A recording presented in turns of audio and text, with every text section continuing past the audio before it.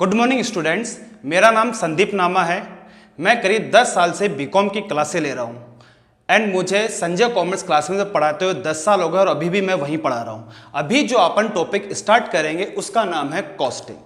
तो कोई भी चीज़ स्टार्ट करने से पहले उसका बेस बहुत ज़रूरी है। जब तक बेस अच्छा नहीं होगा तब तक उसके अंदर अपन अच्छा स्कोर नहीं कर सकते। तो इसलिए अपन पहले बेसिक से स्टार्ट करते हैं। कॉस्टिंग, कॉस्टिंग वर्ड किससे बना है? कॉस्ट से। कॉस्ट क्या होती है? किसी भी चीज को बनाने में जो पैसा खर्च किया जाता है उसकी क्या कहलाती है? कॉस्ट। यानी कॉस्ट क्या होती है? The value of money is produce something. किसी भी चीज को बनाने में जो पैसा खर्च किया जाता है उसे क्या बोला जाता है? कॉस्ट। बट यहां पे अपन कॉस्ट नहीं पढ़ रहे, अपन को पढ़नी क्या है? कॉस्टिंग। कॉस्टिंग क्या होती है? कॉस्टिंग क्या होती है? कॉस्ट को कैलकुलेट करने के मेथड्स। कॉस्टिंग क्या होती है? कॉस्ट को कैलकुलेट करने के मेथड्स। मतलब कॉस्टिंग में क्या पढ़ा जाता है कि कॉस्ट को किस टाइप से कैलकुलेट किया जाएगा। अब एनी कोई भी पर्सन हो, हर आदमी क्या करता है? बिजनेस करता है। और बिजनेस किसके लिए करता है? प्रॉफिट के लिए। प्रॉफिट एंड कॉस्ट में क्या रिलेशन होता है? अगर किसी को भी प्रॉफिट ज्यादा अर्न करना हो तो उसको खर्चे क्या करने पड़ेंगे? कम करने पड़ेंगे। सीधी सी बात है, अगर बिजनेस में आपको प्रॉफिट ज्यादा अर्न करना है तो खर्चे क्या करने पड़ेंगे? कम करने पड़ेंगे। बट कॉस्ट को डायरेक्टली कम नहीं किया जा सकता। तो कॉस्ट को क्या किया जाता है? कंट्रोल। कि खर्चों को अपन किस टाइप से कम कर सकते हैं, वो किस में सीखते हैं अपन? कंट्रोल में। तो कॉस्टिंग के अंदर अपन दो चीज पढ़ेंगे। फर्स्ट, एक तो कॉस्ट को किस टाइप से कैलकुलेट किया जाए एंड सेकंड, कॉस्ट को किस टाइप से कंट्रोल किया जाए। पूरी बुक में केवल दो ही काम करने हैं, एक तो कॉस्ट को करना है कैलकुलेट, सेकंड क्या करना है? कंट्रोल। इसके अलावा पूरी बुक में और कुछ भी नहीं है। तो अभी अपन जो टॉपिक स्टार्ट कर रहे हैं उसका नाम है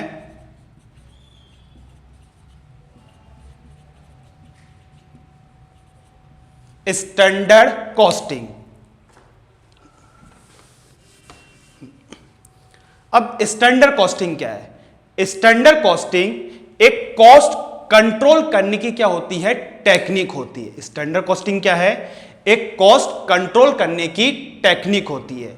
कोई भी इंसान हो, चाहे से घर में एनीथिंग, कोई भी हो, आप हो, मैं हूं, एंड फैमिली में, पड़ोस में कोई भी इंसान हो, काम करने से पहले वो डिसाइड करता है उसको काम किस टाइप से करना है। उसे क्या बोला जाता है? बजट। कोई भी काम करने से पहले यह डिसाइड करना कि काम किस टाइप से करेंगे उसे क्या बोलते हैं अपन? बजट। इसके बेस पे क्या किया जाता है? काम। उसे क्या बोला जाता है? एक्चुअल। बजट, क्या आपने सोचा कि किस टाइप से काम करना है? एक्चुअल, फिर आपने क्या काम किया। स्टैंडर्ड कॉस्टिंग क्या है? जो आपने सोचा और जो आपने किया, इन दोनों के बीच में क्या डिफरेंस आया, यह कैलकुलेट करने का काम होता है। मतलब स्टैंडर्ड कॉस्टिंग एक टेक्निक है जो बजट को एक्चुअल से कंपेयर करके डिफरेंस कैलकुलेट करती है। तो कोई भी काम करने से पहले क्या बनाया जाता है? बजट। यानी प्रोडक्ट का अपन एक क्या फिक्स कर दिया? लेवल। तो बजट को और क्या बोला जाता है? स्टैंडर्ड भी बोलते हैं। क्या बोलते हैं? स्टैंडर्ड। तो अपन क्या कह सकते हैं? स्टैंडर्ड कॉस्टिंग एक टेक्निक है जो स्टैंडर्ड को एक्चुअल से कंपेयर करके क्या निकालती है? डिफरेंस। जिसको अकाउंटिंग में क्या बोला जाता है? वेरिएंस। तो अपन क्या कह सकते हैं? स्टैंडर्ड कॉस्टिंग टेक्निक है जो स्टैंडर्ड को एक्चुअल से कंपेयर करके वेरिएंस कैलकुलेट करती है। हां जी, क्या निकालना है? वेरिएंस यानी डिफरेंस। तो वेरिएंस यानी कि डिफरेंस कितने टाइप से आ सकता है? दो टाइप से, या तो होगा पॉजिटिव या होगा नेगेटिव। या तो वेरिएंस क्या आएगा पॉजिटिव में या किस में आएगा नेगेटिव। हाँ जी भैया, क्या पढ़ रहे हैं अपन? कॉस्टिंग। और कॉस्टिंग में किसके बारे में पढ़ा जाता है? कॉस्ट के बारे में। तो जो वेरिएंस निकलते हैं वो किसके निकलते हैं? आपके कॉस्ट के। तो कॉस्ट में आपकी कितनी चीजें मिली होती है? तीन चीजें। हाँ जी, कॉस्ट क्या होती है? किसी भी चीज को बनाने में जो पैसा खर्च करते हैं उसे अपन क्या बोलते हैं? कॉस्ट। तो जैसे बिल्डिंग बनानी हो तो बिल्डिंग बनाने के सबसे पहले अपन को क्या चाहिए? सीमेंट, बजरी, ईंटें, भाटे, ये चाहिए, जिनको अपन क्या बोलते हैं? मटेरियल। क्या बोला जाता है? मटेरियल। अब सामान तो अपन लेके आ गए, तो क्या बिल्डिंग अपने आप तैयार हो जाएगी क्या? नहीं। सेकंड, किसको लेके आना पड़ेगा? वर्कर्स को, जिसको क्या बोला जाता है? लेबर्स। एंड थर्ड, अब लेबर भी आ गई, पर उनकी हेल्प के लिए आपको क्या लगानी पड़ेगी? मशीन वगैरह लगानी पड़ेगी। मतलब कुछ एक्स्ट्रा क्या करने पड़ेंगे? एक्सपेंसेस करने पड़ेंगे, जिनको कॉस्टिंग में क्या बोलते हैं? ओवर हेड्स भी बोलते हैं। तो आपके कॉस्ट में तीन चीज मिली होती है। क्या क्या? Material, labour and overhead. तो जो वेरिएंस जो निकलते हैं वो किस किस के निकलेंगे? मटेरियल के, लेबर के एंड ओवरहेड्स के। तो ओवरहेड्स अपने सिलेबस में नहीं है, तो वेरिएंस केवल दो ही निकालने, मटेरियल एंड लेबर्स के। तो अभी अपन स्टार्ट करेंगे मटेरियल। अगर मटेरियल वेरिएंस आपको आ गया तो लेबर भी आपको ऑटोमेटिकली आ जाएगा। दोनों में कोई वेरिएंस, कोई डिफरेंस नहीं है। तो अभी अपन स्टार्ट करेंगे मटेरियल वेरिएंसेस।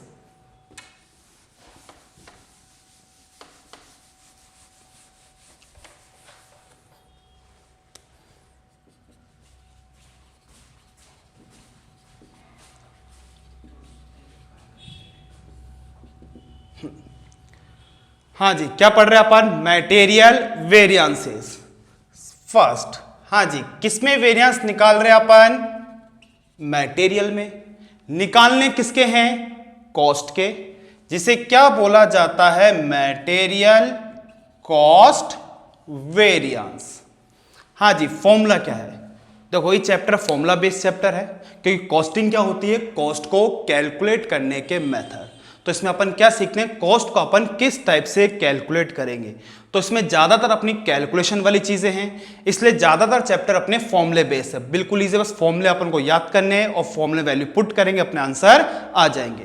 तो अभी अपन क्या पढ़ रहे हैं? Material cost variance. बिल्कुल इजी, बस इसके लिए आपको आपकी चैप्टर की डेफिनेशन याद हो जो अपन ने बताई थी अभी आपको। हाँ जी, क्या बताया था? स्टैंडर्ड कॉस्टिंग क्या है? स्टैंडर्ड को एक्चुअल से कंपेयर करना। अपना काम क्या होता है? स्टैंडर्ड को एक्चुअल से कंपेयर करना। किस में वेरिएंस निकाल रहे हैं? कॉस्ट में। तो स्टैंडर्ड कॉस्ट को किस से कंपेयर करेंगे? एक्चुअल कॉस्ट से। और डिफरेंस के लिए क्या कर देंगे अपन? माइनस। हाँ जी भैया, स्टैंडर्ड कॉस्ट। स्टैंडर्ड कॉस्ट कैसे निकलती है? हाँ जी, किसकी कॉस्ट निकाल रहे हैं? मटेरियल, यानी कि सामान। हाँ जी भैया, सामान अपन कोई मार्केट से खरीदते हैं, किस में आता है भैया? वो क्वांटिटी में। उसकी एक क्या होती है? प्राइस। जैसे आपकी बुक की बात करें, आपकी बुक की प्राइस लगभग कितनी है? 380 रुपीज। तो इस प्राइस में दुकानदार आपको कितनी बुक देगा? एक बुक देगा। अगर आपने दो बुक खरीदी तो कितने रुपए अपन दुकानदार को देंगे? 790। तो भैया कॉस्ट कैसे निकाल? सीधी सी बात है, जितनी क्वांटिटी और उसकी एक क्या होती है? प्राइस। जैसे कि आपने 10 पीस खरीदे और एक पीस कितने रुपए का है? 5 रुपए का। तो दुकानदार को अपन कितने रुपए देंगे? 50। कैसे निकला? दोनों को क्या कर दिया अपन ने? मल्टीप्लाई। तो कॉस्ट कैसे निकालते हैं? क्वांटिटी को किससे इनटू कर दो? प्राइस से। बस ध्यान क्या रखना है, जब अपन स्टैंडर्ड क्वांटिटी निकाल रहे हैं, स्टैंडर्ड कॉस्ट निकाल रहे हो, तो क्वांटिटी भी कौन सी लेंगे? स्टैंडर्ड। और प्राइस भी कौन सी लेंगे? स्टैंडर्ड। जब एक्चुअल कॉस्ट निकालेंगे तो क्वांटिटी भी कौन सी लेंगे, एक्चुअल, और प्राइस भी कौन सी लेंगे, एक्चुअल, उसको क्या कर देंगे अपन, लेस। तो मटेरियल कॉस्ट वेरिएंस निकालने का फॉर्मूला क्या होता है अपनी, standard quantity into standard price minus actual quantity into actual price. हाँ, तो इसको समझने के लिए अच्छे से अपन एक क्वेश्चन लेते हैं बेसिक।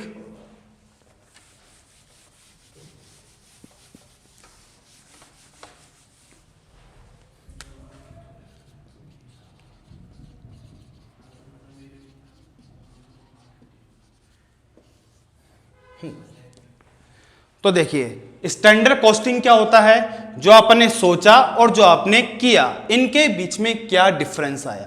तो जैसे अपन एक क्वेश्चन ले रहे हैं, आपने सोचा था, हाँ जी भैया कितने पीस यूज में लेंगे, 10, और कितने का लेंगे मार्केट से, 5 रुपए का। पर जब अपन मार्केट गए तो सामान थोड़ा लो क्वालिटी का था, इसलिए अपन को कितने पीस खरीदने पड़ गए, 12, जो कितने रुपए के आए आपके, 4 रुपए के। तो अपने सोचा था 10 पीस खरीदेंगे 5 रुपए वाले, पर एक्चुअल में पीस कितने लेने पड़ गए अपन को, 12, और किस रेट से आए वो, 4 रुपए के हिसाब से। अपन को देखना है अपन ने जो सोचा और जो अपने साथ हुआ इसके बीच में क्या डिफरेंस आया। तो सबसे फर्स्ट जो वेरिएंस निकलता उसको क्या बोलते हैं, मटेरियल कॉस्ट वेरिएंस, शॉर्ट में क्या बोलते हैं इसको, एमसीवी। बिल्कुल इजी, बस अपन को अपना डेफिनेशन होनी चाहिए चैप्टर की। हाँ जी, क्या पढ़ रहे थे, स्टैंडर्ड कॉस्टिंग। स्टैंडर्ड कॉस्टिंग क्या है, स्टैंडर्ड को एक्चुअल से कंपेयर करना। किसमें वेरिएंस निकाल रहे हैं, कॉस्ट में। तो स्टैंडर्ड कॉस्ट को किससे कंपेयर करेंगे, एक्चुअल कॉस्ट से, और डिफरेंस के लिए क्या कर देंगे अपन, माइनस। स्टैंडर्ड कॉस्ट कैसे निकालते हैं, standard quantity into standard price.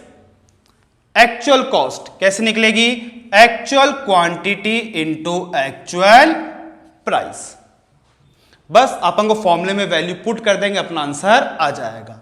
Standard quantity कितनी है, 10, standard price 5, actual quantity 12, actual price 4।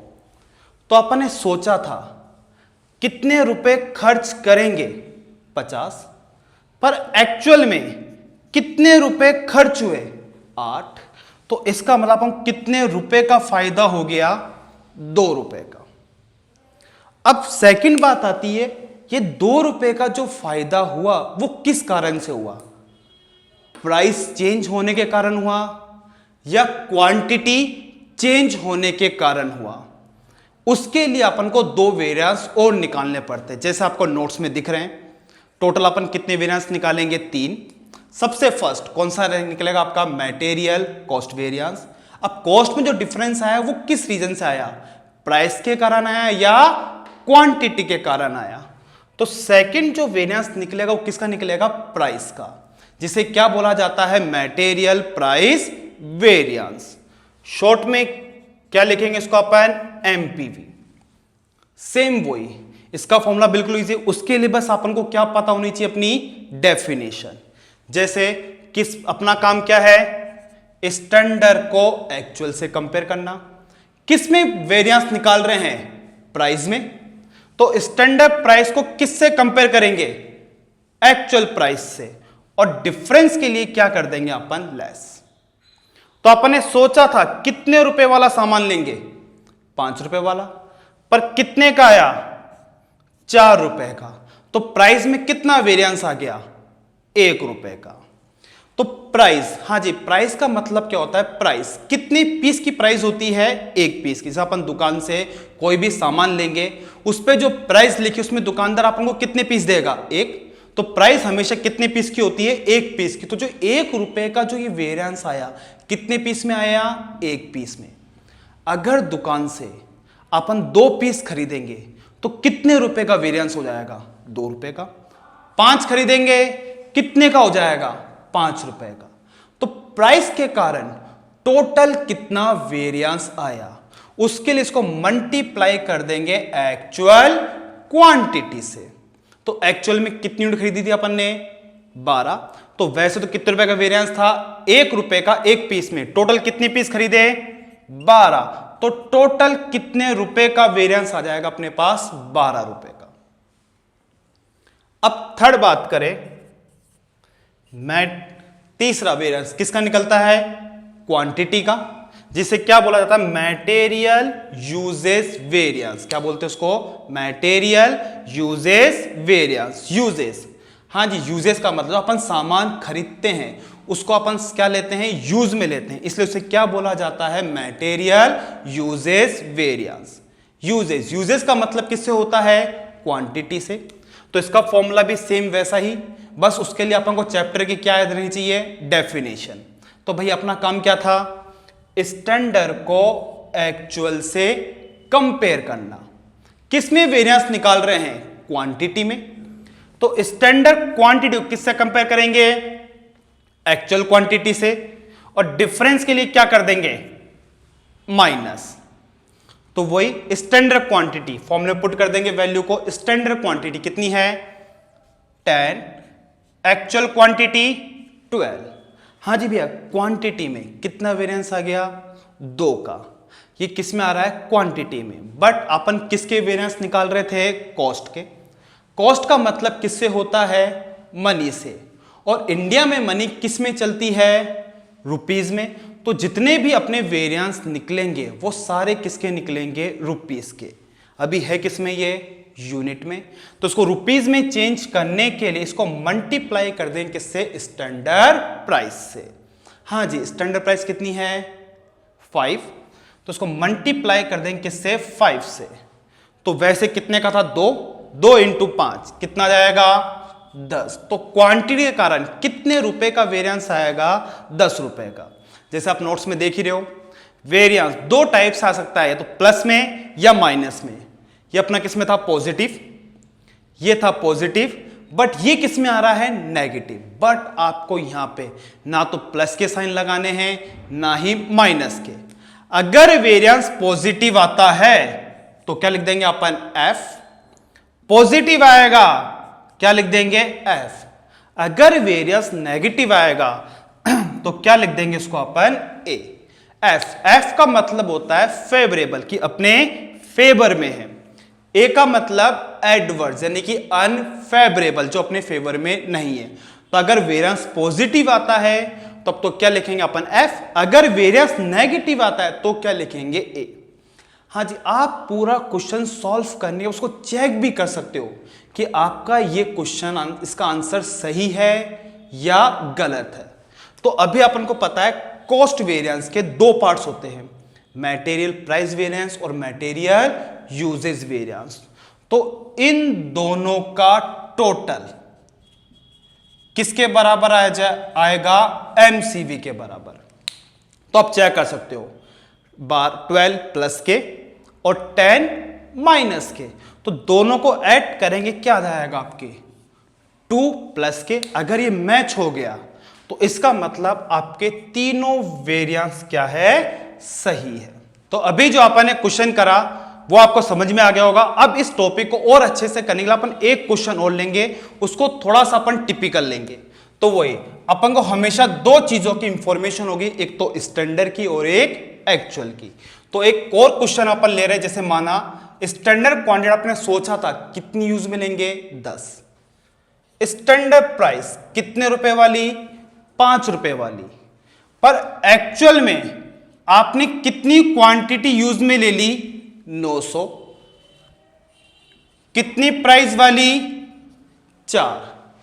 इसमें अपन एक चीज और बढ़ा रहे हैं, हाँ जी, स्टैंडर्ड आउटपुट। आपने सोचा था जो 10 पीस आप यूज में लोगे उससे कितनी यूनिट बनाओगे? 1 यूनिट। बट एक्चुअल में आपने कितनी यूनिट बना दी? 100। तो अपना काम क्या है? स्टैंडर्ड को एक्चुअल से कंपेयर करना। तो देखिए, जब भी अपन किसी भी चीज को कंपेयर करते हैं, जैसे कि अपन बात करें स्टूडेंट्स की, हाँ जी, एक स्टूडेंट्स 5th क्लास में है और एक स्टूडेंट 12th क्लास में है, तो क्या अपन को कंपेयर कर सकते हैं कि इनमें से कौन स्टूडेंट इंटेलिजेंट है या कौन सा स्टूडेंट डफर है? तो आपको पता है भैया, इसमें से अपन कंपेयर नहीं कर सकते, क्योंकि ट्वेल्थ और फिफ्थ क्लास के स्टूडेंट का आईक्यू लेवल भी अलग अलग होगा एंड इसके अलावा इनकी नॉलेज भी अलग अलग होगी, इसलिए इन दोनों का अपन कंपेयर नहीं कर सकते इनमें कौन सा इंटेलिजेंट है या कौन सा डफर है। ये कब कंपेयर कर सकते हैं, जब या तो दोनों फिफ्थ क्लास के हो या दोनों ट्वेल्थ क्लास के, तो ही अपन कंपेयर कर सकते हैं इनमें से इंटेलिजेंट कौन है या डफर कौन है। ऐसे स्टैंडर्ड को जब अपन एक्चुअल से कंपेयर करते हैं तो इनकी क्लास भी क्या होनी चाहिए, सेम होनी चाहिए। जैसे स्टूडेंट्स के लिए उनकी क्लास सेम होनी चाहिए, ऐसे स्टैंडर्ड को एक्चुअल से कंपेयर करने के लिए उनकी क्लास भी क्या होनी चाहिए, सेम होनी चाहिए। इनकी क्लास, इनका क्या कहलाता है, आउटपुट। स्टैंडर्ड एक्चुअल की क्लास क्या कहलाता है, इनका आउटपुट। स्टैंडर्ड आउटपुट कितना है 1, एक्चुअल आउटपुट कितना है 100। दोनों का आउटपुट क्या है, अलग अलग। इसका मतलब दोनों की क्लास भी क्या है, अलग अलग। जैसे ये तो फिर किस में हुआ, फिफ्थ क्लास में, ये किस में हुआ, ट्वेल्थ में। तो क्या दोनों को अपन कंपेयर कर सकते हैं क्या, नहीं। तो पहले की क्लास क्या करनी पड़ेगी, सेम करनी पड़ेगी। या तो इसको ट्वेल्थ के बराबर लेके आओ या इसको फिफ्थ के बराबर लेके जाओ। अब अपन किस में चेंज करें, तो देखिए जो अपन ने सोचा था या जो आपके साथ हुआ, आप किस में चेंज कर सकते हो। आप सबको पता है किस में चेंज कर सकते, जो आपने सोचा था, क्योंकि जो आपके साथ घटना घट चुकी है उसमें अपन कोई भी चेंजेस नहीं कर सकते, इसलिए एक्चुअल में कोई चेंज नहीं होता। स्टैंडर्ड को किसके बराबर लेके जाया जाता है, एक्चुअल के बराबर। तो स्टैंडर्ड आउटपुट को किसके बराबर लेके आएंगे अपन, एक्चुअल आउटपुट। जैसे आपको नोट्स में दिख ही रहा है। तो जब भी आउटपुट क्या हो, अलग अलग हो, तब अपन क्या निकालेंगे, न्यू एसक्यू। क्या निकालेंगे, new SQ, new standard quantity. क्योंकि ये क्वांटिटी कौन सी क्लास की है, फिफ्थ की, ये किसकी है, ट्वेल्थ की। तो दोनों का लेवल क्या है, अलग अलग। तो लेवल सेम करने के लिए अपन क्या निकालेंगे, न्यू स्टैंडर्ड क्वांटिटी। जैसा आपको नोट्स में फॉर्मूला दिख ही रहा है। हाँ जी, क्या निकाल रहे हैं, स्टैंडर्ड क्वांटिटी। किससे निकलेगी, स्टैंडर्ड क्वांटिटी से ही निकलेगी। क्यों निकाल रहे हैं, आउटपुट सेम करने के लिए। इसलिए स्टैंडर्ड में किसका डिवाइड दे देंगे, स्टैंडर्ड आउटपुट का। इसको किसके बराबर लेके जाना है, एक्चुअल के, इसलिए मल्टीप्लाई कर लेंगे एक्चुअल आउटपुट से। हाँ जी, तो वैल्यू पुट कर दे। स्टैंडर्ड क्वांटिटी कितनी है, 10, स्टैंडर्ड आउटपुट 1, एक्चुअल आउटपुट 100। तो न्यू स्टैंडर्ड क्वांटिटी कितनी आ जाएगी, 1000। तो अब ये कौन सी क्लास में आ गया, ट्वेल्थ में। तो अब अपन इन दोनों को क्या कर सकते हैं, कंपेयर कर सकते हैं। सेम, अब जहां जहां फॉर्मूले में एसक्यू लग रहा है वहां पे कौन सा एसक्यू यूज में लिया जाएगा, न्यू वाला। ओल्ड से अपन को कोई मतलब नहीं है क्योंकि वो दूसरी क्लास का था। तो अपन ने क्लास क्या कर दी, सेम कर दी। इसलिए अब जहां जहां फॉर्मूले में एसक्यू लग रहा है वहां कौन सा यूज में आएगा, न्यू वाला। तो अपन पुट कर लेते हैं। सबसे फर्स्ट कौन सा वेरिएंस निकलेगा अपना, वही मटेरियल कॉस्ट वेरिएंस, जैसा आपको नोट्स में दिख ही रहा है। फॉर्मूला सेम वही, standard quantity into standard price minus actual quantity into actual price. तो पुट कर देते हैं स्टैंडर्ड क्वांटिटी। ध्यान रखना है कौन सी लेंगे, नई वाली। अब पुरानी से अपन कोई मतलब नहीं है। कितनी आई, 1000। स्टैंडर्ड प्राइस कितनी है, 5। हाँ जी, एक्चुअल देखो, एक्चुअल जो आपके साथ घटना घट चुकी है उसमें अपन कोई चीज चेंज नहीं कर सकते। एक्चुअल तो क्या रहेगा, जो था एज इट इज ही रहेगा। कितना है, 900 इंटू 4। तो सोचा था कितने रुपए खर्च करेंगे, 5000, पर कितने रुपए खर्च हुए, 3600। तो अपन को कितने रुपए का फायदा हो गया, 1400। प्लस में है इसलिए क्या लिख देंगे अपन, एफ। सेकंड वही सेम जो भी अपन ने पहले निकाला था, material price variance. Same formula रहेगा वही, standard price minus actual price. जो प्राइस होती कितनी पीस की होती है, 1 पीस की। टोटल निकालने के लिए इसको किस से मल्टीप्लाई कर देंगे, एक्चुअल क्वांटिटी से। बस वही फॉर्मूला अपन वैल्यू पुट कर देंगे। एसपी कितना है 5, एपी कितना है 4 इंटू AQ कितना है 900, कितना आ जाएगा, वही 1 रुपए। 1 को 900 से इंटू करेंगे कितना जाएगा 900, किस में आएगा, पॉजिटिव। तो क्या लिख देंगे अपन, F। And third variance, third जो डिफरेंस आता है क्वेश्चन किस कारण से आता है, क्वांटिटी के कारण। तो थर्ड अपना कौन सा वेरिएंस निकलता है, material usage variance. Same formula वही, अपना काम क्या है, स्टैंडर्ड को एक्चुअल से कंपेयर करना। और किस में वेरिएंस निकाल रहे हैं अपन, क्वांटिटी में। तो फॉर्मूला क्या रहेगा, standard quantity minus actual quantity. अब ये वेरिएंस किस में निकला है, क्वांटिटी में, पर आंसर किस में आएंगे, सारे अपने रुपीज में। तो रुपीज के लिए किस से इंटू कर देंगे, स्टैंडर्ड प्राइस से। अब वही फॉर्मूला अपन वैल्यू पुट कर लेंगे। स्टैंडर्ड क्वांटिटी कौन सी लेंगे, ध्यान रखना है ये कौन सी क्लास की थी, 5th, पर अपन ने क्या कर दिया, इनका लेवल सेम करने के लिए क्या निकाला, न्यू SQ। तो जहां जहां फॉर्मूले में SQ आएगा वहां पे केवल कौन सा यूज में लेंगे, नया वाला, पुराने से अपन कोई मतलब नहीं है।